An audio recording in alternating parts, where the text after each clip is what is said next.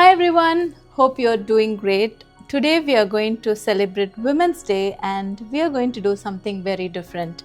So, you all know Mary Kennedy as a very well known immigration attorney, but today we are going to hear from her daughter Sandra and her daughter in law Megha, who she is as a mom, as a mother-in-law. So it's going to be very interesting today and we're going to have a lot of fun. Yeah, the famous question, did you aspire to become a lawyer? What was in your mind when you had to take a break? How did you balance your career and motherhood? We'll start from there.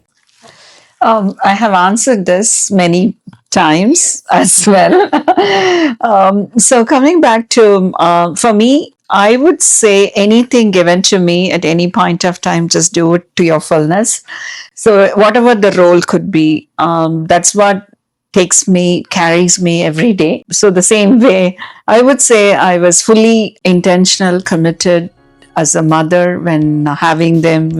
Now they are independent adults. And so the same goes to my passion as an attorney, as a woman who is there, carrying with all my heart and genuinity of who I am. Having a high achieving mom, like, did you ever miss her growing up? To be honest, I didn't realize how powerful and high achieving my mom was because she was never really boastful about it, or she never came home and said, oh, I did 1,000 things today, or I did this or that.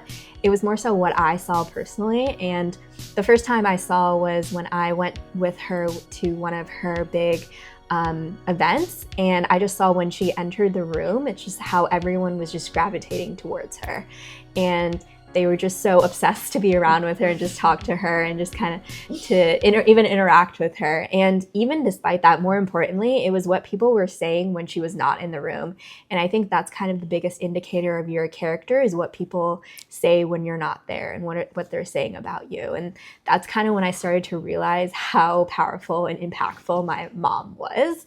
And just at home, she was just always our mom. And that's kind of how I viewed her. I know you guys kind of view her as this big, powerful attorney, but to me, she's just mom. And I think it just comes primarily from the fact that she never compromised in any other aspects of her life. She was very highly career oriented, but she also gave most importance to being a mom. And I think if you ask her what her proudest accomplishments are, and I think it's just raising 2 kids. And I think her favorite thing to do is being a mom. She's proudest to be a mom.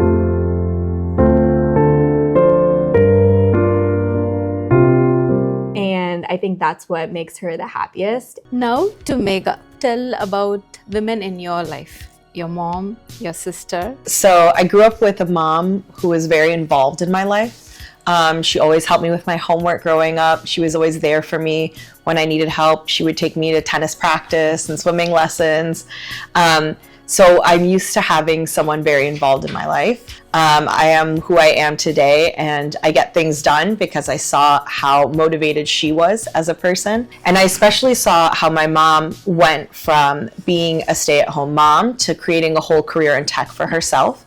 And that was really inspiring for me, and one of the reasons that I also now work in tech today. She would go to work every single day, wake up early in the morning, get me ready for school. No matter how much I cried or screamed about going to school, she made sure I got on that school bus.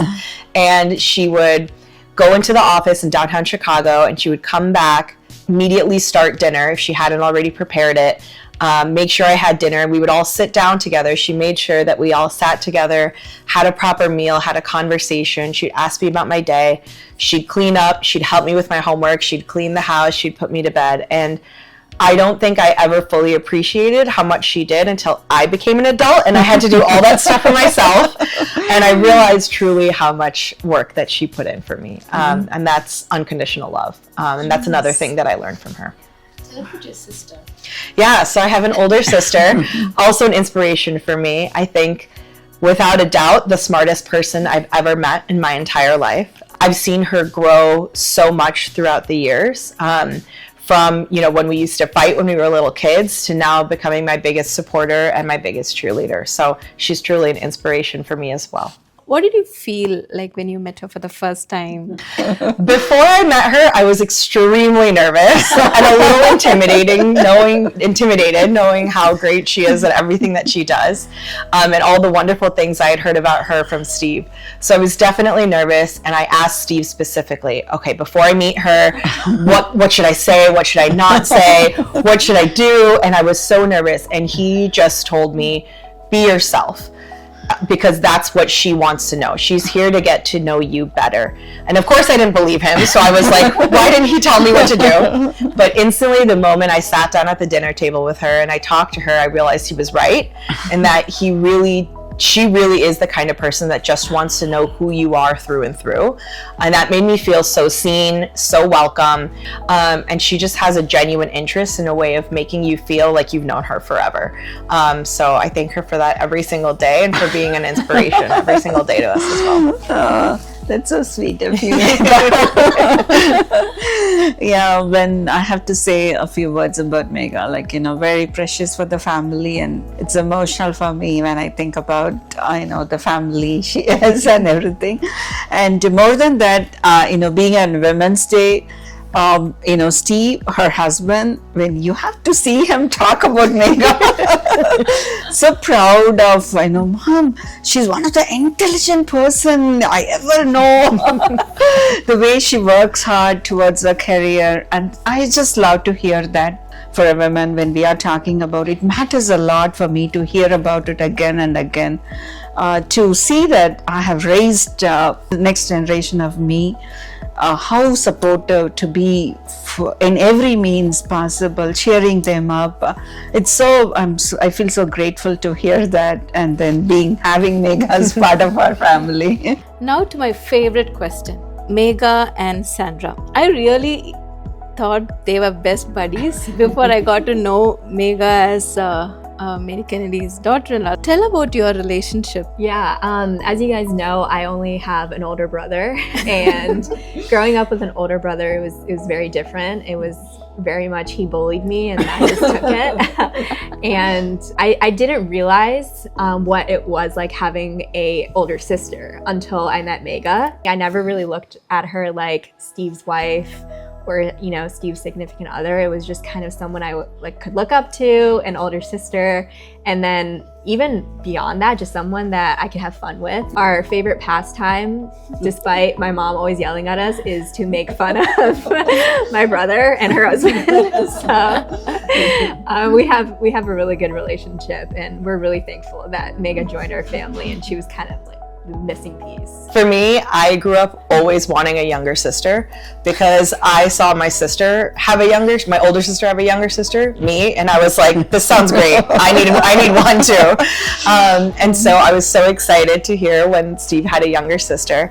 Like Sandra said, I feel like she's also my friend, and I feel like I have a friendship with her outside of Steve. Like Sandra said, our favorite pastime is making fun of Steve, as much as Atta does not enjoy that part. But when I'm with Sandra, it truly feels like I have someone I can talk to stuff about. We went to the same undergrad, and so there's a lot of things I can talk to her about that she just understands. She's also always there to keep her brother in check, to make sure he's considering me as well. My parents, I know for a fact, also see Sandra as another daughter, and they're excited to have her be a part of the family as well. And I think really when I'm with Sandra, I really don't see her as my sister-in-law. I just see her as my sister. Yeah. Sandra is secretly the funniest person I know. And Steve will never admit it, but he also agrees too. What about you, Sandra? About Megha? Not to piggyback off of her, but actually Megha is so funny. And when she walks into a room, she just lights up the room. And Steve also hates when we say this, but Megha is truly a mini Mary. So talking about both of them over here, just a word, what I feel is always, as I keep saying, I'm very grateful, because families are built on intentions, and that too, being in a foreign nation, uprooting yourself. It's a blessing to be bonding with the families. I'm very proud of the Megha as well as Sandra. At the same time, when it comes to family, I just text them, you guys are coming on Saturday and coffee shop is our favorite. And then that's all, I'm so thankful and grateful for the blessing of being them, as well as women who I look up to them, every day and learning from them as well. Sandra, how do you define success? And what do you think about being independent? I think for me, it's easy to kind of get wrapped up in the way that the world defines success, which is through your title, your career title, your salary, or what level you're in. But I think personally, the way that I measure success is being intentional about other parts of your life. So like the relationships that you have, the people that you're impacting. Following up to your question about being independent, I think if you ask my mom, she'll say that I'm independent to a fault. So I think it's really finding a balance. And there's actually this really famous quote that I like, and I think my mom actually was the one that told me about it, but it was, independence is not measured by what you want to do, but the ability to say no to the things that you don't want to do. So it's about setting boundaries or being able to choose and be picky about things that you want to pursue or things that you don't want to pursue. So I think that's a really powerful quote, and that's kind of how I think about it and how I live. How do you think someone can be confident during uncertain times? One thing I like to do is be retrospective, is I try to look back and see how far I've come. Sometimes it's easy to see like, I'm not meeting this goal, I'm not meeting this deadline, but you realize that you had to meet so many other goals and deadlines to even get afforded this opportunity. So I think that's really important, is to look back and also remember where you came from. I try to think sometimes, my mom actually used to tell me this when I was really nervous. I was actually traveling and living abroad by myself for a summer, and I was really nervous and scared. And my mom told me, she said, just think about how, your father did that when he first came to this country. He didn't know anybody. And that was back in the day when we didn't have the internet and things like that to learn about a country before you went there, and how he made it through and he persevered. And so kind of thinking about what my parents have done and other people's parents have done to kind of make it here is really inspiring. And so it's helpful to remember whose shoulders you're standing on and what they did to get you here. And so that helps bring a little bit more confidence to me as well. Wow. I thought I know them so much more between both of them, but when they are talking about it, it's not for the audience or anything. Truly, I was just looking at with both of their expression of thoughts and how powerful they both are. I know that, but still, it's so valuable and so proud and thankful for being two strong women. What would be the advice you would give, or like, what is your thought? Any suggestions, or what are the tips you would give young women? Yeah, I think for young women today, I would say, don't be afraid to take big risks and don't be afraid to make mistakes.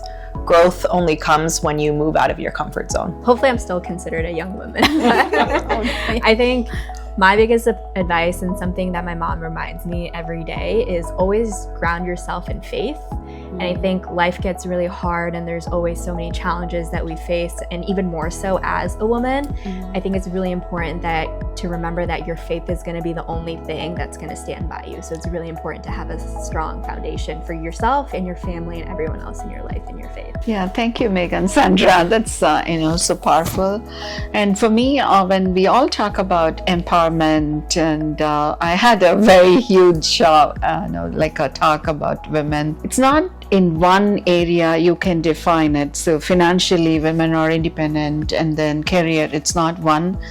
I would say thoughts, even in your thoughts, you should have the freedom of to thoughts. That itself, I feel, எண்ணங்கள்ல வந்து ஒரு சுதந்திரம் வேணும் அப்படிங்கிறதுல இருந்து ஆரம்பிச்சு, that's where I feel the empowerment comes.